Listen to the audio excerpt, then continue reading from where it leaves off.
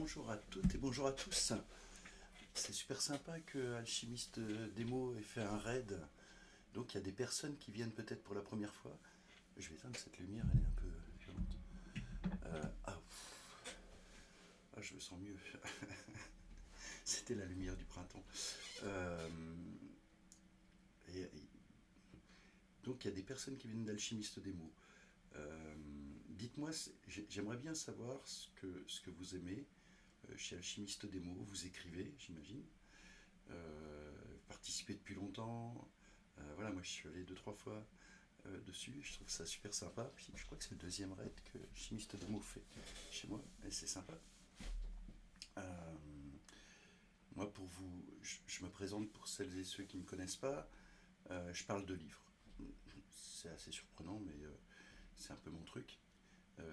Des livres que je lis, des livres que vous lisez aussi. Des fois, si vous avez un livre que vous avez lu, que vous avez aimé, dites-le moi. Je peux en parler la fois d'après. Après, je mets ça sur ma chaîne YouTube. Euh, c'est Pascal Cotin, ma chaîne YouTube. Voilà, c'est pas très original. Euh, voilà, et puis aujourd'hui, j'ai jamais fait ça depuis 2 ans en fait ouais, un peu plus de 2 ans que je fais les Twitch. Je travaille dans une maison d'édition en Suisse, à Lausanne, et je parle de temps en temps des bouquins qui paraissent, mais j'ai jamais fait de Twitch spécial sur la maison d'édition. Donc je vais en faire un, voilà, sur les éditions d'en bas, euh, donc qui sont situées à Lausanne. Et puis en fait, toute la semaine dernière, j'étais au Salon du Livre de Genève, de mercredi jusqu'à dimanche soir, et j'ai rencontré plein d'autrices et plein d'auteurs. Et en fait, j'ai sélectionné juste les bouquins de ces autrices et auteurs qui étaient présentes et présents. Et je vous lis des petits extraits. Vous n'hésitez pas à intervenir.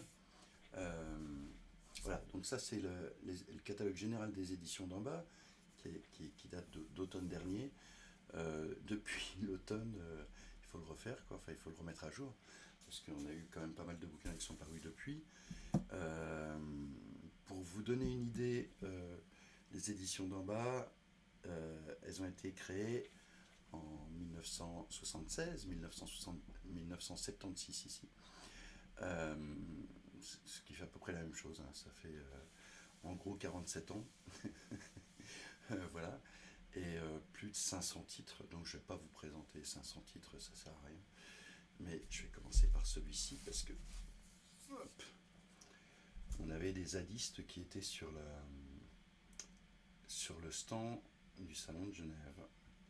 Et je pense que, vu les événements qui se passent actuellement, c'est bien aussi de parler de ce livre qui a été écrit, dessiné, chanté, photographié uniquement par des zadistes. Donc ça, c'est vraiment... c'est un bouquin voilà, qui pèse son poids. Il fait, il fait près de... Il fait 480 pages, avec pas mal d'illustrations qui peuvent donner un petit peu idée de ce qui s'est passé dans cette ZAD. Euh, Ça ressemble à des choses que vous avez peut-être vues pendant le week-end, hein. Dans cette ZAD du Mormon à côté de Lausanne. Donc cette ZAD a été montée, en fait elle a commencé elle a duré d'octobre à fin mars. Le lancement a lieu après-demain à Lausanne pour fêter l'anniversaire de cette ZAD qui s'est terminée le 30 mars 2021 avec l'évacuation et qui a commencé en octobre 2020. Et je vais vous lire alors, en fait, l'idée de ce livre, c'est... donc là, vous avez le plan de la ZAD. Voilà. Donc c'est une colline à côté de Lausanne qui est utilisée pour faire par la cimenterie qui était en 2020 c'était Holcim Lafarge. Maintenant Lafarge s'est séparé d'Holcim et voilà, il y a une carrière. Ils ont fait une carrière où ils détruisent totalement ce lieu qui est un lieu aussi celtique. Enfin voilà, et donc comme d'habitude je vous lis des extraits. N'hésitez pas à intervenir. 9h, 12h. Sur la route principale qui mène à la ZAD, j'aperçois au loin le cortège métallique des sbires de la sacro-sainte Trinité Thune État-Nation. Des copains vont dans leur direction et semblent les ralentir. Mais c'est giga loin, alors je suis pas sûr de ce qui se passe concrètement. En tout cas, les infos dans le talkie sont relayées avec toujours plus de stress et de peur. Ça me donne envie de pleurer. Mais je garde tout dedans par automatisme. Du coup, j'ai mal au ventre. Éducation de grands mots. Puis, les Schmitt se rapprochent. À leur tronche casquée, aussi chaleureuse qu'un vieux cendrier, j'en déduis que l'invitation à discuter d'utopie réaliste autour d'un café n'a pas été acceptée. Et elles ont plutôt choisi la violence pour protéger la violence industrielle. Les avertissements et encouragements sont couverts par le waouh, vroom, vroom, bam, boum, bam, des motoflics sur la colline à ma gauche, des pam, pom, pff, à la barricade de la carrière, des cris affolés partout, partout la police pullule, et la pence d'un tram défonce la cabane et roule sur les barricades. En vrai, ça n'a pas de mots. Cette ouverture fracassée d'où s'est écoulé ce flot noir de gendarmes carapassonnés et de cages à roulettes rugissantes dans ce lieu où la vie était 1000 fois plus belle. Oui, car c'est ici que des personnes m'ont invité à participer à des cercles de parole pour m'écouter et me comprendre, avant de prendre une décision ensemble. C'est ici qu'elles m'ont offert un lit et à manger, sans rien attendre en retour. C'est ici qu'elles m'ont si souvent salué avec de grands sourires et des câlins. C'est ici qu'elles ont eu la patience de s'arrêter et de m'apprendre à faire un feu, construire une cabane, réparer un vêtement, faire à manger pour 30. C'est ici qu'elles ont dansé avec moi dans la cuisine. C'est ici qu'elles m'ont massé longuement avec tendresse. C'est ici que j'ai entendu. J'ai réfléchi à ce que tu as dit hier et j'ai pensé à un nouveau truc. C'est ici que j'ai eu le temps et la liberté d'être tel que je suis. C'est ici que j'ai à nouveau senti, après de longues années, ce que c'est d'être aimé. Ce sont ces personnes-là, écrasées par le concept irréel de zadiste, alors que chacune est une mélodie unique et inimitable dans la symphonie de l'univers, ces personnes simplement rassemblées ici pour savourer ensemble le mérite d'être en vie. Je les vois maintenant dans cette carrière, courant en tous sens, pour éviter de se faire frapper et enfermer. Bientôt, je ne vois plus que des gardiennes et gardiens de la paix, jusqu'à ce qu'il n'y en ait plus nulle part autour de moi excepté dans les cabanes. Alors, elles s'arrêtent et forment une grande ligne, dont un des bouts s'arrête 3 ou 4 mètres sous moi. Voilà. Ce livre-là, alors moi je vous mets juste un truc, c'est le lien du... Je ne vais pas vous mettre à chaque fois les références des bouquins, c'est le lien du site où vous allez trouver tous les livres dont je vais parler aujourd'hui, à moins qu'on parle d'autres livres, au cas où je vous mettrai les liens. Ce livre-là vient de paraître et donc il y a des poésies, il y a des recettes, il y a des chansons, il y a pas mal de photos, des dessins, enfin voilà, c'est vraiment des affiches aussi, voilà. Voilà, je vous fais voir quelques trucs comme ça. Qu'est-ce que je voulais vous dire? Oui, ce livre est préfacé par Juliette Rousseau, pardon, et il y a une postface de Julia Steinberger. Voilà. Euh, à Genève, on a eu la visite d'une traductrice, enfin de plusieurs traductrices. La première traductrice, c'est Festa Molikai. Alors je prononce mal, hein, elle est albanaise et elle a traduit ce livre qu'on est en train de rééditer, parce que voilà, on arrive au bout, qui s'appelle Chant de la rue des Forgerons. Je ne vous dis pas le texte en albanais, parce que je ne connais pas l'albanais. La preuve, vous voyez comment je prononce son nom.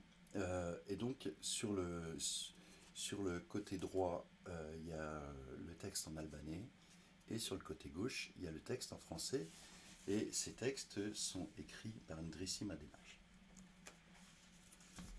Légende de bronze. Sur chaque place, il y a une statue où crottent les corneilles, et derrière ces statues, les amoureux appuient leurs corps ardents sur le bronze froid. Dans cette ville, on brise les têtes des vivants plutôt que celles des défunts. Et moi, je n'ai pas trouvé assez de bronze pour faire fondre ton oubli et donner forme à ton ombre.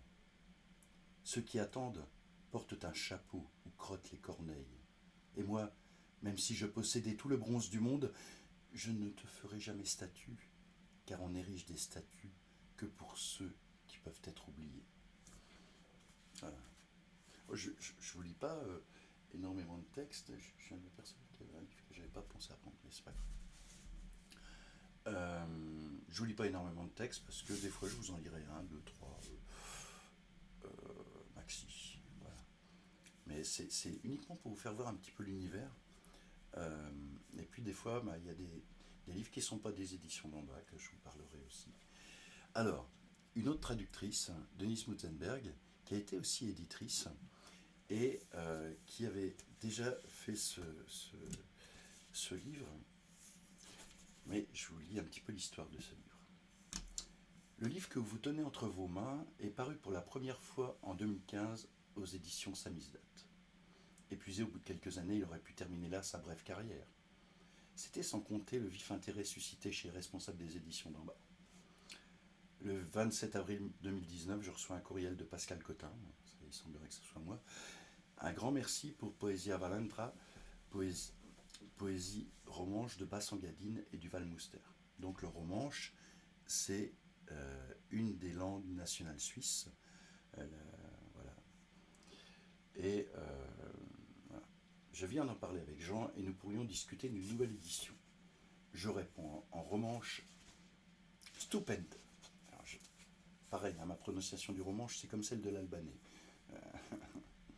Le 1er mai de la même année, au Salon du Livre de Genève, assise face à la scène suisse, aux côtés de Jean Richard, je scelle avec lui, par une poignée de main, l'avenir d'Arouet, aux éditions d'en bas.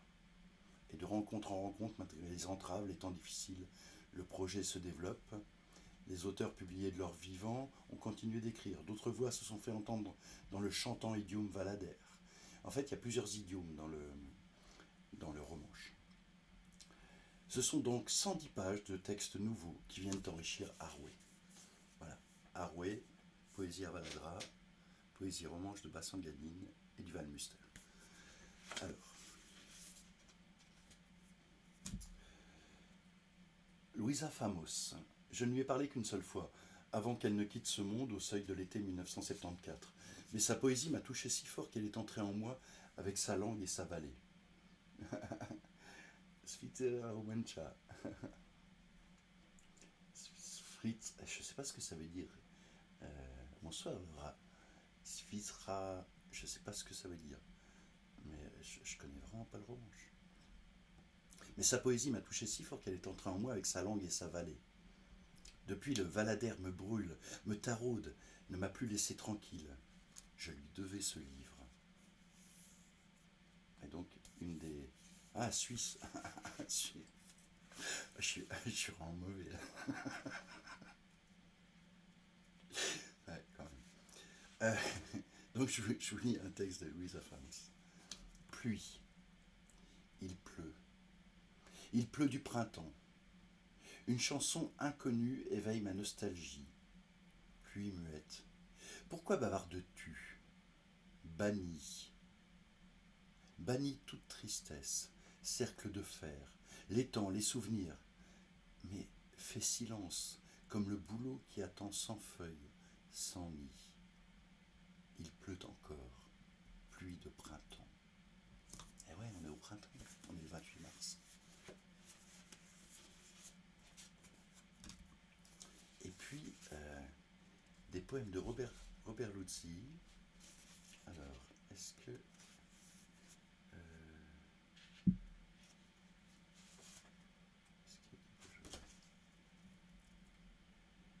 ça s'appelle Poème.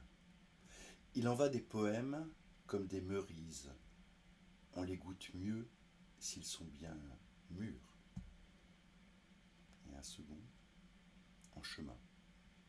Le présent est un anneau chétif dans la chaîne qui relie l'avenir au passé. Notre présence est juste un épisode perdu dans la mer immense des événements. Voilà. Et puis, Denise Mutzenberg, j'ai déjà invité à un Twitch, mais elle va revenir.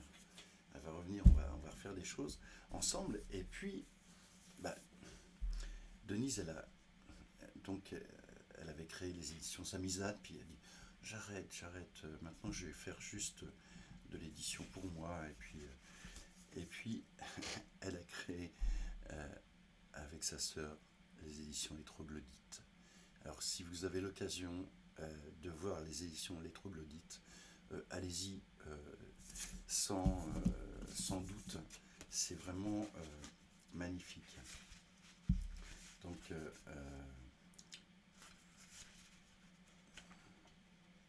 je vais vous lire quand même la présentation de, de, de cette maison d'édition. Dans son livre Volubile nudité, Alexandre Caldara évoque une paire de jumelles troglodytes vivant sous terre. C'est aussi le nom d'un oiseau minuscule. Alors, pourquoi pas celui d'une toute petite maison d'édition? Une cabane de feuilles et d'encre. Voilà. Je lui ai dit, mais c'est une maison d'édition? Non. Et Denise me répond, non, c'est une cabane. et donc, sa sœur, Claire Krahenbuhl, voilà, avec elle. Et ce livre s'appelle 5 idiomes. Et alors, je ne sais pas comment ça se prononce, 5 en romanche et Dunas. Voilà, c'est une traduction.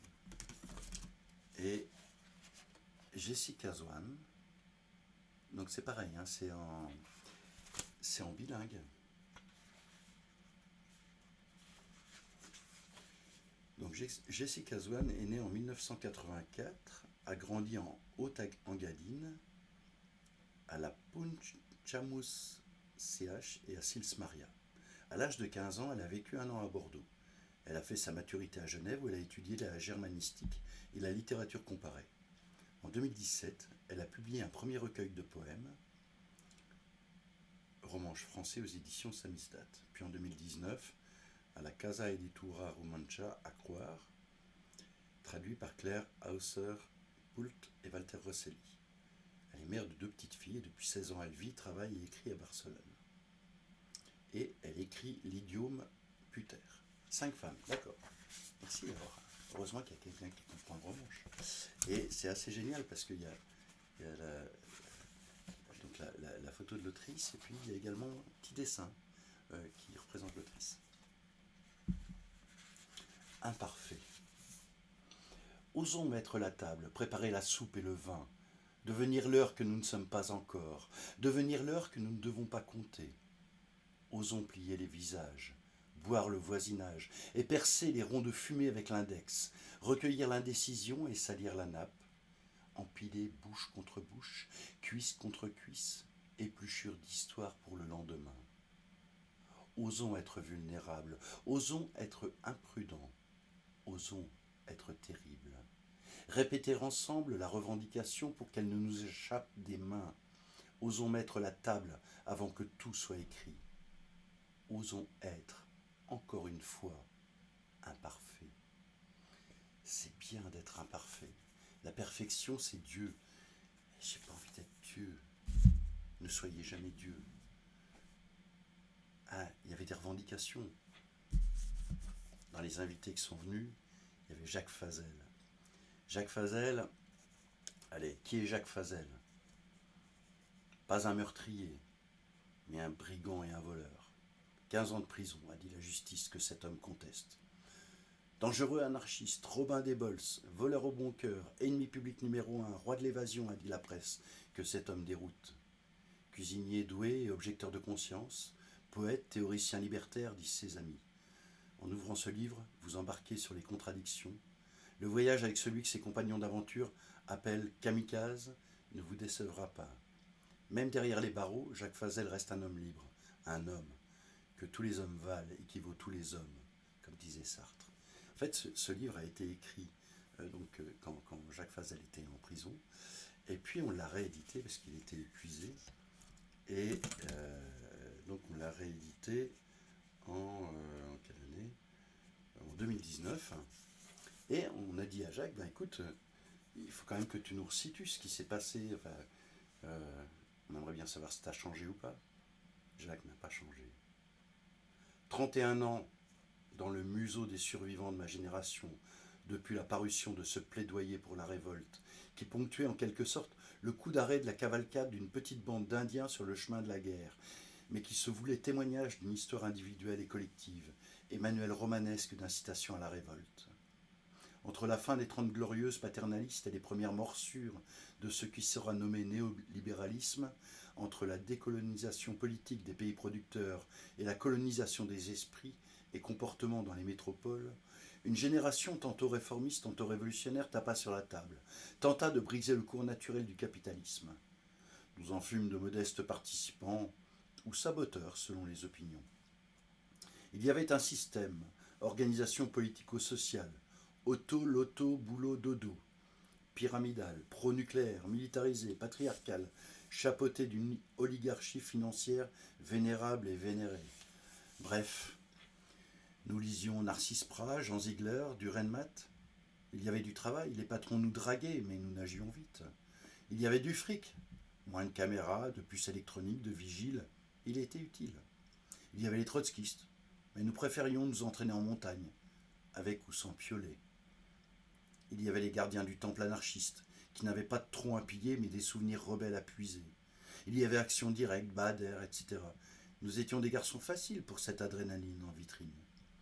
Et il y avait les fantômes de Jules Bonneau et d'Alexandre Marius Jacob. De l'eau est passée sous les ponts, des cadavres de la guerre sociale, et surtout beaucoup de bateaux. Du sang parfumé au pétrole, aux métaux précieux et d'exploitation est passé sur nos mains d'honnêtes consommateurs, lessivés à la bonne conscience, à l'indifférence et à la complicité. Je vous lis juste la fin.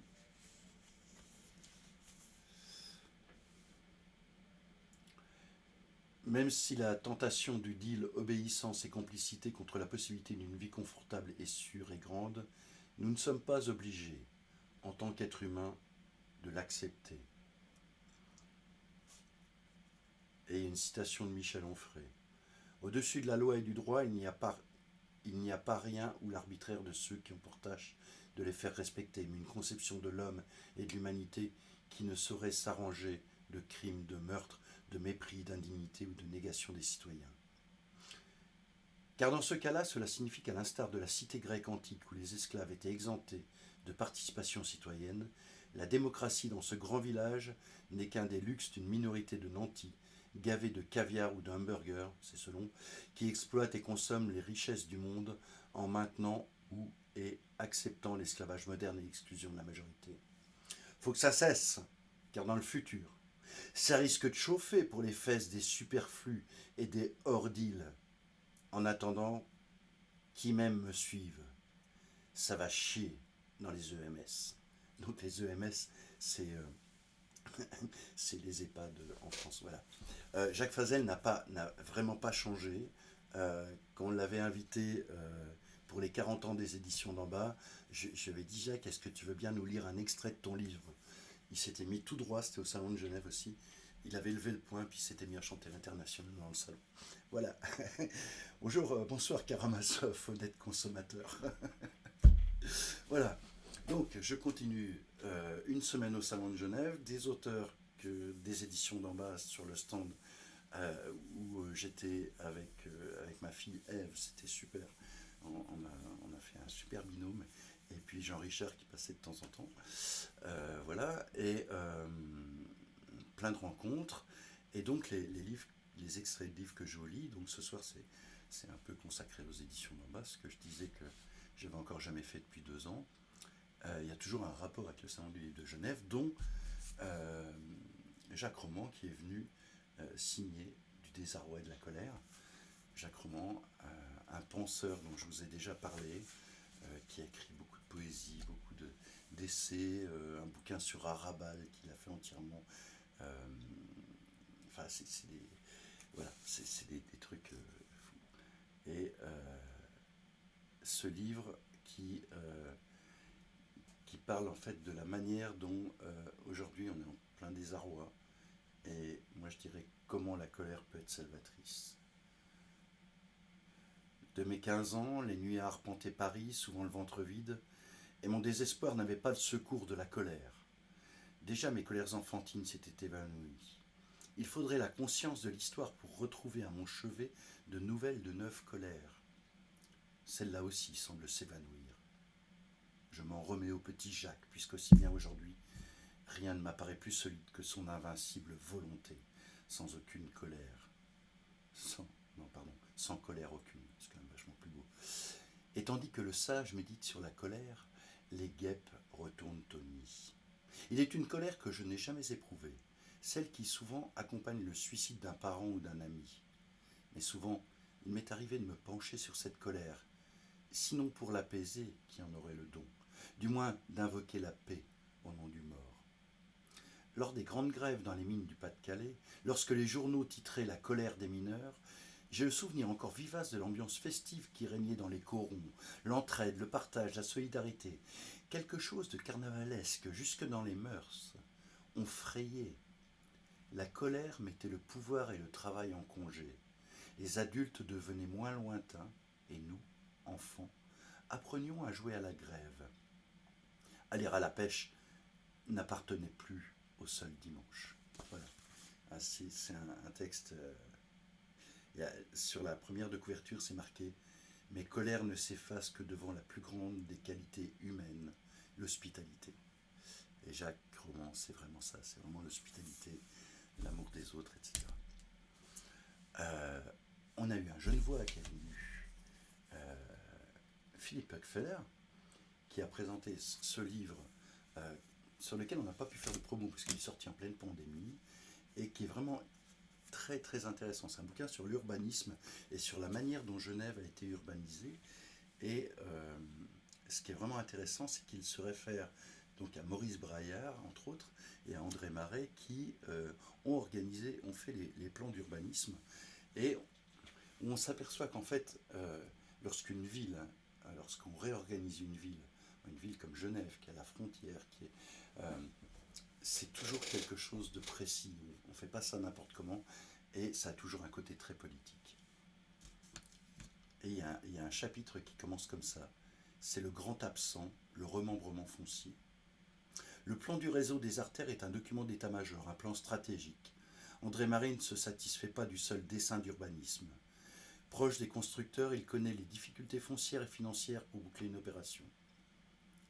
Il argumentera tout au long de sa carrière en faveur de nouveaux moyens de maîtrise du sol et de regroupement parcellaire afin de réduire les effets néfastes de la spéculation sur la construction de logements sociaux.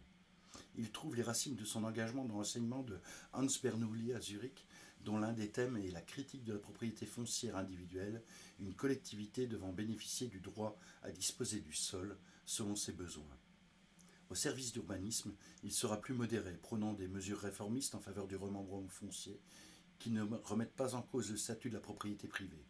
Elles seront pourtant longtemps rejetées par les milieux immobiliers. Et ce bouquin est absolument incroyable, avec tous les plans des plans, des maquettes sur ce travail d'urbanisation. Voilà. Il y a vraiment, si vous voulez savoir comment une ville se construit, se développe, c'est hyper intéressant. Ça, c'est un plan de 1966, puis on a les plans de 1949. Enfin, voilà, c'est un bouquin hyper... voilà, c'est un poche, mais voilà, c'est un petit bijou avec également tout le côté architectural de Genève et des différents lieux qui sont cités. Voilà. Alors, on avait également Philippe Testa qui dédicaçait Pouvoir sur notre stand. Et l'histoire de Pouvoir, en fait, c'est... est-ce que je vais vous dévoiler quelque chose En gros, un travailleur dans une usine agroalimentaire qui va se retrouver à aller invité par un ami qui est au chômage à un meeting d'un homme politique. Et il va se retrouver complètement pris dans ce mouvement politique sans le vouloir. Et puis d'un autre côté, il y a un écrivain à qui on va demander d'écrire sur cet homme politique. Il y a un éditeur qui va lui dire, ce serait bien de faire un livre sur cet homme politique. Puis en fait, leurs chemins vont se croiser. Chacun va rencontrer cet homme politique d'une manière différente. L'un pour écrire sa biographie, et l'autre pour être mêlé dans l'usine où il est avec cet homme politique. Et je commence le texte. Vu le succès qu'il commence à avoir, les médias s'intéressent de plus en plus à lui, et donc à des types comme moi. À croire que les journalistes ont enfin remarqué qu'on existait. Peut-être parce qu'on est ses premiers soutiens, nous les gens qui bossons et qui obtenons pas grand-chose à part la perspective de finir sur le carreau, nous, les invisibles que d'autres aiment bien mépriser. Et c'est vrai qu'on n'a plus vraiment notre place nulle part. Le monde n'a pas besoin de nous pour tourner. Chez Milkit, produit laitier de qualité, comme dit la pub, je m'occupe des contrôles et de la maintenance. Et ça m'arrive de me dire que je pourrais très bien être remplacé par une machine. Point de vue épanouissement professionnel, j'en suis réduit à un minimum. Et c'est sans compter la question du fric. Avec mon salaire, j'ai pas les moyens de faire grand chose d'autre que survivre. Je fonctionne, comme tout le monde, avec le danger qu'à force de fonctionner, on finit par croire que c'est ça la vie. Bien sûr, j'ai la chance d'avoir un travail.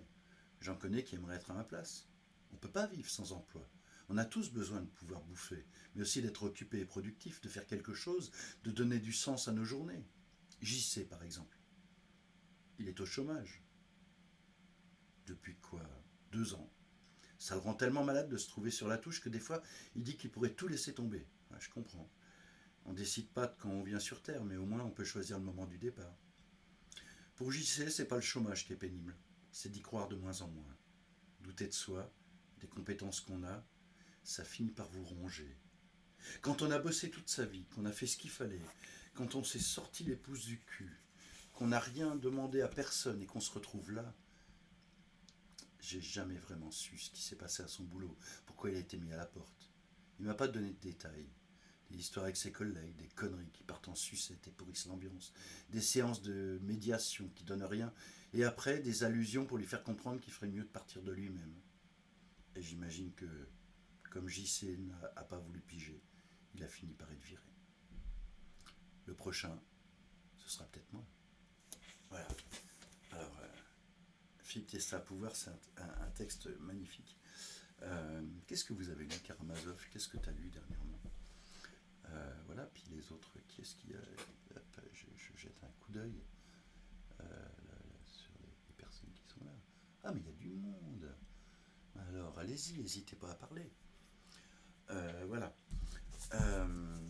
Oui, je sais, je parle beaucoup, mais si vous chattez entre deux, euh, alors si vous n'arrivez pas à chatter, c'est parce que vous n'avez peut-être pas liké la page.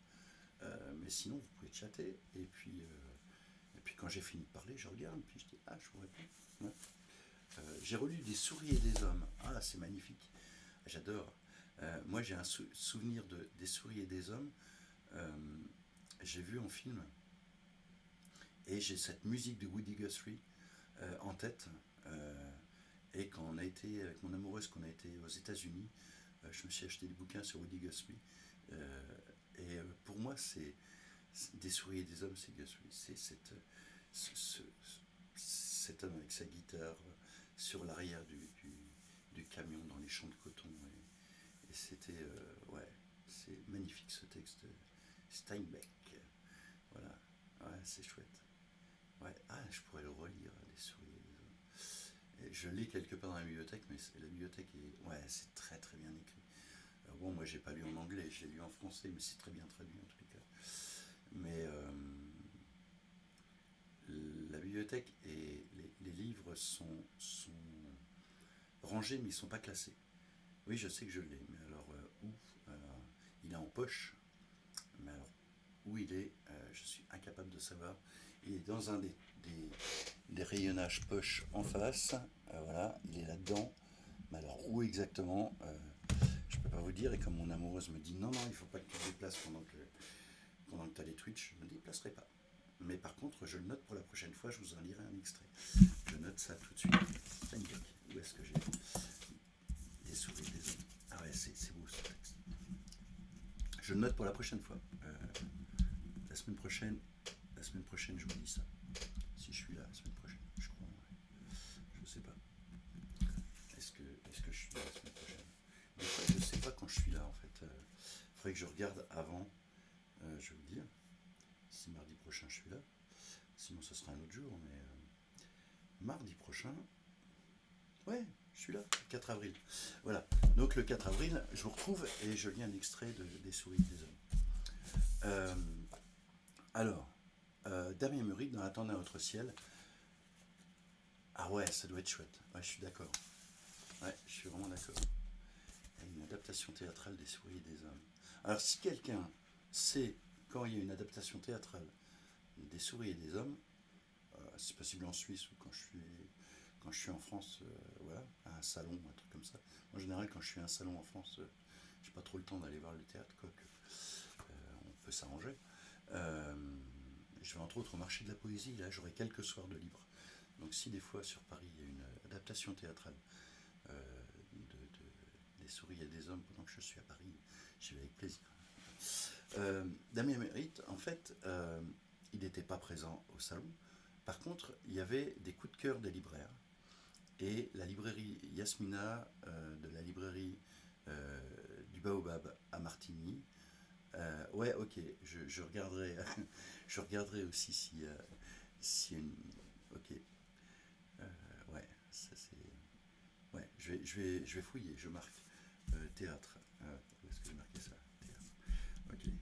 Et je mets ça aussi mardi si je trouve quelque chose. Donc Yasmina, de la librairie du Baobab à Martigny, présentait ses coups de cœur. Et dans ses coups de cœur, son premier coup de cœur, c'était Damien Murite, Dans l'attente d'un autre ciel. Et j'étais vraiment très content que ce soit ce livre, parce que pour moi, il est splendide.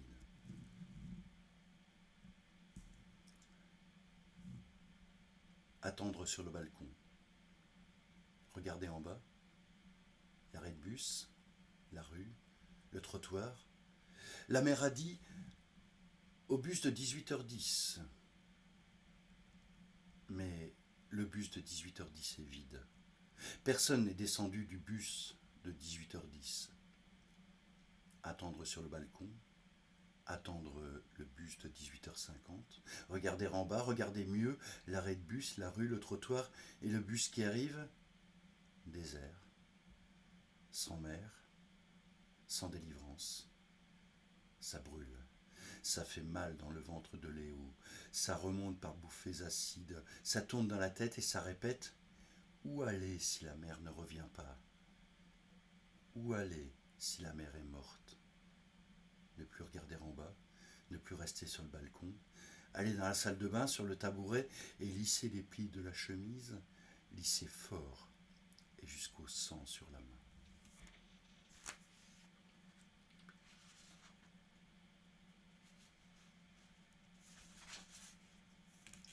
Le bus s'arrête devant la tour. Le gris du béton partout s'étire, se dresse. Je ne tremble pas. J'avance et je me carapace du vert des vagues, du blanc de l'écume, du jaune des parterres de primes verts. Et lorsque les portes de l'ascenseur s'écartent, les yeux qui me fixent dans le miroir s'ouvrent sur l'évidence d'une victoire.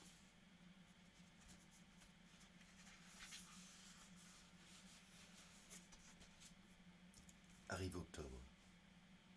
Et avec lui, la pâleur d'un soleil qui sur la ligne d'horizon s'agenouille et la grisaille d'un ciel trop lourd dont les brumes partout déversent leur flot d'amertume. Ce n'est presque rien, à peine un frisson, ça se traîne le long des jambes, ça rampe sur le ventre, et puis ça se hisse sur les épaules où ça rôde, et d'un coup, ça s'alourdit, ça écrase, fait se plier le dos, ça pèse sur les paupières qui se ferment, ça s'engouffre dans la bouche, il laisse le goût aigre des trop grandes tristesses, ça fige dans le geste et dans le souffle toute envie, toute force, ça vient depuis dehors. C'est la lumière blafarde de l'automne. Et la mer, maintenant allongée sur le lit, se fane. C'est un texte extraordinaire, Damien Murite, Dans l'attente d'un autre ciel.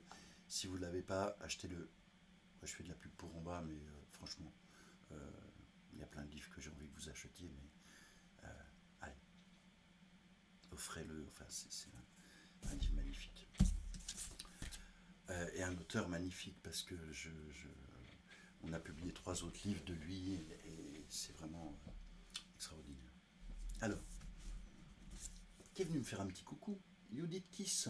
Judith Kiss qui a écrit La lessive, autre histoire de femme migrante, qui est un texte, en fait, sur le récit. C'est un ouvrage qu'on a publié en 2017, qui est...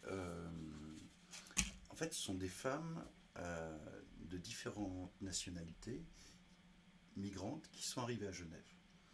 Elle a recueilli leurs récits et à partir de ces récits, elle en a fait des contes. Et ce qui est splendide dans ce livre, c'est que on entend les voix de ces différents pays dans ces différents textes. En fait, on entend vraiment ça. La chanteuse du Jura.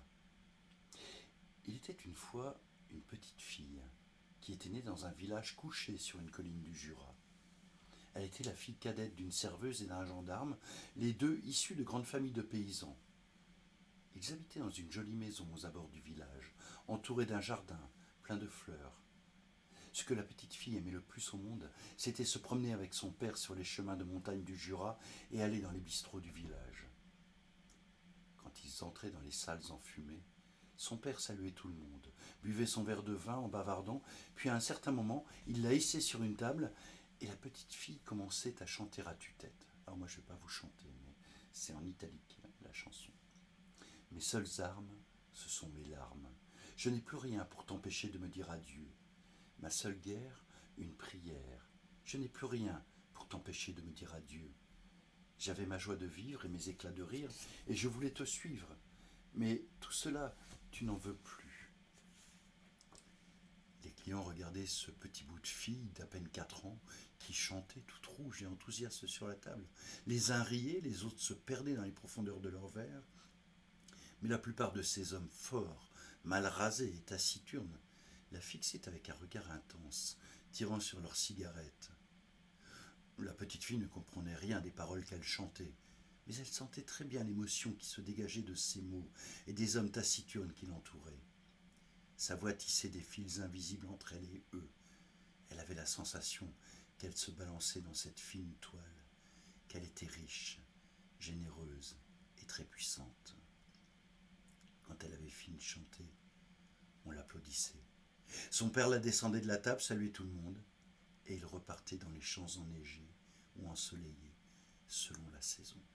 Voilà, magnifique texte de Judith Kiss, La lessive et autres histoires de femmes migrantes. Alors, donc Judith Kiss est passée, et puis, malheureusement, notre ami Philippe Ramy n'était pas là, puisqu'il est décédé. Mais il y a 2 ouvrages qui sont parus, et entre autres, il y avait Lou Lepori qui est venu, et donc qui a dédicacé ce livre-là, paru aux éditions Double Ligne, et aux éditions Namba, on a fait paraître cet ouvrage, qui est un ouvrage où il y a des textes de Philippe Ramy, et également voilà, de la correspondance. Et où est-ce que j'avais zut, j'ai pas pris la bonne page. C'était pas ça, je voulais voir. Ah oui, c'est ça. Céligny, Suisse, novembre 2016. Quand j'avais 17 ans, j'en voulais au monde entier. Pourquoi ? Parce que j'avais 17 ans. Parce que mon corps me faisait honte, parce que je crevais d'amour, mais que je n'avais personne à aimer. Ma vie était compliquée, un gouffre sans fond les jours de déprime, une réalité sans queue ni tête la plupart du temps. Mes doutes et toutes mes questions se résumaient à peu de choses. Comment les adultes étaient-ils devenus ce qu'ils sont, de vieux cons pétris de certitude ? Oh, j'avais bien une idée fixe, moi aussi brillante qu'une étoile à l'horizon. Jamais je ne deviendrai comme eux, jamais je ne me soucierai de mon avenir. Voilà quelle était ma vie, l'esquisse de ma vie d'adulte, ou mieux, sa part incorruptible. Ai-je trahi mon adolescence ? Non. J'ai toujours l'autorité en horreur, mais j'ai transformé ma révolte en littérature. Assoiffé de sincérité, aimant le mensonge plus que la vérité, les autres plus que moi-même, et le langage par-dessus tout, je suis devenu écrivain. Voilà. Et Philippe avait la maladie des os de verre, et voilà. Et il est décédé en octobre 2017, voilà. Et il a obtenu le Grand Prix Ramu en 2020 pour l'ensemble de son œuvre. Voilà, lisez Philippe. Et donc, alors cet ouvrage, de Lou Lepori, raconte, qui était Philippe Ramy. Et puis, il y a un passage que j'adore, c'est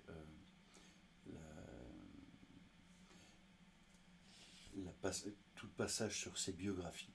C'était, il me faisait tellement rire quand, quand il se racontait, en fait. Toujours à Tel Aviv, Ramy noue une forte amitié avec Sabine Huynh, écrivaine franco-israélienne d'origine vietnamienne. Et Sabine, j'ai eu l'occasion de la rencontrer au salon de l'autre livre, où je serai en mars prochain, enfin en avril, dans quelques semaines, 1 ou 2 semaines, je ne sais plus quand est-ce que c'est, à l'autre livre à Paris, au Palais de la Femme. Et donc, c'était au Blanc Manteau, au salon qui avait lieu en novembre. On s'est rencontrés avec Sabine Huynh et c'était très chouette. Et voilà. Dans leur correspondance, il n'est pas étonnant qu'ils l'appellent ma cousine préférée, alors qu'ils n'ont aucun lien de parenté. Cette réinvention des liens affectifs est fréquente chez Philippe Ramy, qui dans ses lettres fait un usage récurrent de surnoms et d'épithètes affectueux, défaisant les catégories du sang pour engendrer des communautés de cœur. En juillet 2014, lorsque la guerre de Gaza fait retentir une fois de plus le bruit des bombes sur cette région du monde, Ramy écrit à son amie cousine une lettre puissante, où le fantasme des origines rejoint une profonde préoccupation dissidentaire. L'utopie d'une écriture du partage. Que faire, oui, que faire? La haine envers les Juifs est irréductible. Envers nous, la haine sans fondement, parce que sans haine, pas d'homme. La haine face à elle, que faire? Et que devenir après son déferlement? Comment retisser les liens avec le monde? Comment faire comprendre alors que personne ne veut et ne voudra comprendre? Je ne sais pas, chère Sabine, je ne sais pas que faire. Je me suis remis à la tâche, au texte débuté en Israël. Je ne sais pas comment faire si, je sais. Je vais faire un texte qui dira tout et son contraire, qui fera parler les gens dans leur détresse et dans leurs mensonges, dans leur violence et dans leur bassesse, dans leur noblesse et dans leur quotidien. Palestiniens, Égyptiens, Israéliens, et puis je viendrai, moi, avec mes doutes et avec mes espérances, essayer. Voilà. Il me semble que le seul fait d'arriver à fabriquer un texte qui rassemble des vies opposées, contraires, ennemies, de faire tenir dans le langage ce qui ne tient plus ensemble nulle part, sans avoir d'autre but que de produire cet impossible, une coexistence, osons le dire, une paix sans jugement, une paix froide ou incandescente, chaque fois partiale et incomplète dans son procédé, chaque fois grotesque sans doute, et à chaque chapitre à nouveau mis à plat, contredit et recommencé, mais il n'empêche. Il me semble que ça, je peux le faire. Réussir? Je ne me pose pas la question. Mais le faire? Oui. Lettre à Sabine Huynh, le 19 juin 2014. Ces propos puissants ne doivent pas nous faire oublier que l'art de trafiquer sa biographie est fréquent en littérature. Lecteur de Borges et de Cortázar, auquel il déclare son admiration dans un entretien avec Magdalena Fayant à Buenos Aires en 2016, Ramy n'hésite pas à se démultiplier à travers une foule de pseudonymes attestés par ses manuscrits. Alma Fedor, Chemo Finqual, Rufus Pasturi, entre autres. Il s'agit presque d'hétéronymes, à la manière de Pessoa, car ses inventions s'accompagnent de biographies imaginaires. Exemple, né en Louisiane en 1970, de mère juive et de père musulman, Philippe Ramy Wolf a été détaché au service de presse et d'information des armées à Washington, puis correspondant pour CBS News en Somalie, en Afghanistan et en Irak, avant de travailler pour différents médias indépendants aux États-Unis comme en Europe. Il vit aujourd'hui en Suisse où il enseigne l'arabe et l'hébreu à l'école de traduction et d'interprétation de Genève. Ça, c'est dans Blocos, un roman inédit, 2010-2011. Et les inventions biographiques ne se cantonnent pas à l'espace secret des manuscrits. Lorsqu'on lui demande une photo pour illustrer un volume collectif, il envoie 2 images de lui prises en 1982, en précisant « La photo que je vous ai montrée me montre à 17 ans avec mon frère jumeau. J'aimerais beaucoup que nous apparaissions tous deux. » Lettre à Maxime Pegatoke, 5 juillet 2014. Bon, bien entendu, Philippe est le seul fils issu de l'union de Roswitha et Adlé Ramy. Parfois loufoque. Gitan, né à Bordeaux, dentiste ambulant, urbaniste de père français et de mère argentine. Ces délires biographiques entretiennent un lien fécond avec la fiction, comme en témoigne le roman inédit, La ville en soi, affublé de la note biographique suivante. Philippe Ramy s'engage dans la mise en place du réseau des eaux claires de Mazar el-Sharif, au nord de l'Afghanistan. En conflit avec ses employeurs, rapatrié sur blessure, il subit plusieurs attaques d'amnésie aphasique, dont la dernière entraîne une longue hospitalisation. Il vit aujourd'hui à Saint-Martin-d'Hères, dans la banlieue de Grenoble. Dans cette biographie, la vie imaginaire de l'auteur coïncide avec la vie du personnage dans une mise en abîme amusée des procédés autofictionnels.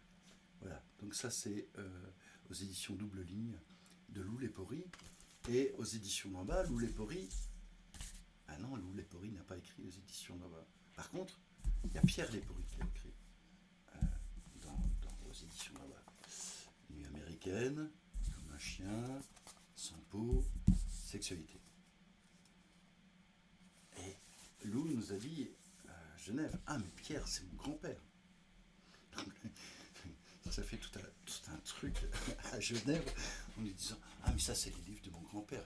Il était déjà très en avance sur des thèmes comme le genre, etc. Bon, Pierre Lepori a changé de prénom, il s'appelle Lou maintenant. Mais voilà, c'est juste pour vous faire un petit truc. Et puis, Nuit américaine, enfin, je ne parle pas, je ne vais pas tout vous lire, mais c'est Nuit américaine, c'est en fait une personne de radio qui fait la radio la nuit, vous savez, les émissions d'écoute en fait la nuit. Et dans ce livre, il est un peu dans le burn, enfin il est plus qu'un peu dans le burn-out, et on va fortement l'encourager à partir se reposer. Il va partir au Canada. En fait, le fait qu'il parte se reposer, ça laisse la place à d'autres aussi. Et au Canada, alors c'est pas mentionné que c'est au Canada, mais j'aurais peut-être pas dû le dire. Mais voilà, c'est quand même une vue du Canada. Là-bas, en fait, il va écouter son émission qui est faite par quelqu'un d'autre. Ah, c'est un bouquin hyper intéressant. Voilà, et je vais terminer par Sylvia Ricci-Lampen, donc qui vient de terminer ce roman, Cara Clarissa, qui est traduit par Véronique Volpato, et toutes les deux étaient présentes sur une scène, sur la scène suisse, pour présenter ce livre, et puis après, elles étaient en signature, etc. Cara Clarissa, en fait, c'est le récit d'une femme qui s'en va dans les montagnes et qui va écrire, qui va correspondre avec une autre femme. Mais en même temps, il va y avoir des blancs, il va y avoir des silences. Et dans ces silences, ça va lui permettre de revenir sur elle, sur sa vie en tant que telle. J'essaie d'écrire. J'écris à la main, à la plume, sur du vrai papier à lettres, acheté exprès au village avant de monter. Chère Clarissa, cela fait 40 ans, et qui sait si tu te souviens de moi. Avec mon mari, nous habitions à Zollekon, un bel endroit au bord du lac de Zurich.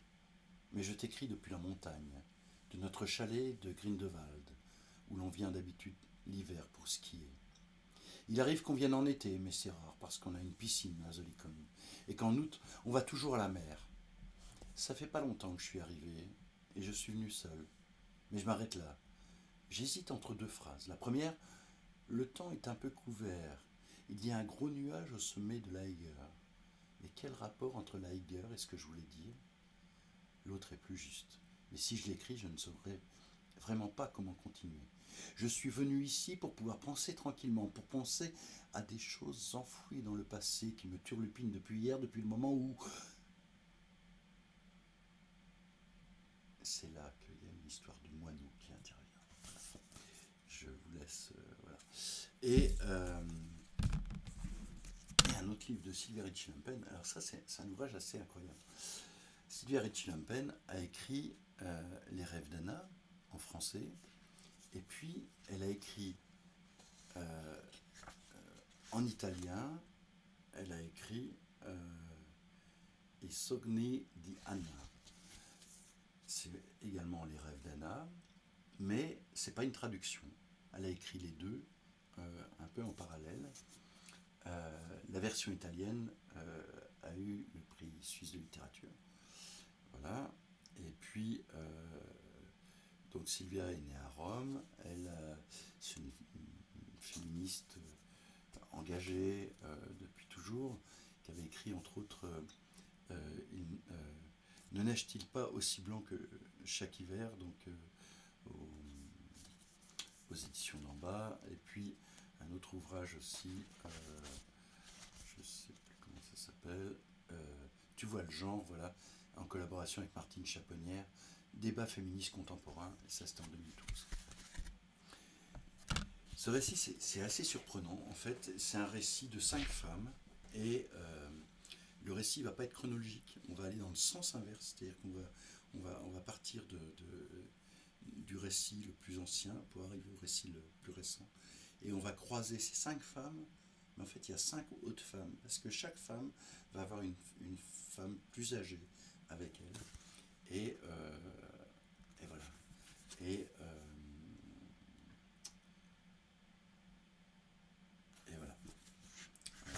Voilà. Donc jouer le tout début avec Federica, Glasgow, mars-juin 2012. À cause de l'anxiété, de l'obscurité, de l'absence de repères, de la pluie, de la brûlure, des phares écarquillés sur le parking, elle avait cru un instant que dans cette ville, différente en cela de tous les autres lieux du monde, les arcs-en-ciel étaient d'une seule couleur.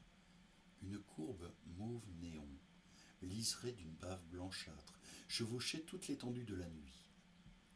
C'était la première chose qu'elle avait vue, à travers les fenêtres mouillées de l'autobus. Ou alors c'est pour dire « Bienvenue chez nous ». Ils l'allument à chaque fois que la navette de l'aéroport dégorge une cargaison de passagers sur l'esplanade. Mais après, ils l'éteignent, ce qui expliquerait pourquoi, les soirs suivants, en errant dans les rues, elle n'avait jamais retrouvé cette vision. Voilà. Une écriture vraiment hyper intéressante. Les rêves d'Anna a eu le prix Alice Riva en français. Voilà. Qu'est-ce que je peux vous dire d'autre? Je peux vous dire que j'étais vachement content de vous voir. J'ai vu qu'il y a pas mal de monde qui suit, mais il y en a peu qui osent parler, c'est pas très grave. J'espère que vous avez fait des belles lectures cette semaine, que vous allez en faire plein d'autres dans la semaine qui vient. La semaine prochaine, je ferai un retour sur le salon du livre de Genève, mais plus avec les personnes que j'ai vues, les ouvrages que j'ai achetés et que je suis en train de lire. Et puis voilà. Et puis d'autres choses, et puis des souris et des hommes, évidemment. Voilà, et puis Steinbeck. Pourquoi pas lire d'autres choses de Steinbeck? Ça pourrait être bien aussi. Voilà. Écoutez, je vous embrasse. Je vous souhaite une belle soirée, une belle semaine, de belles lectures. Et je vous dis à très bientôt. Salut!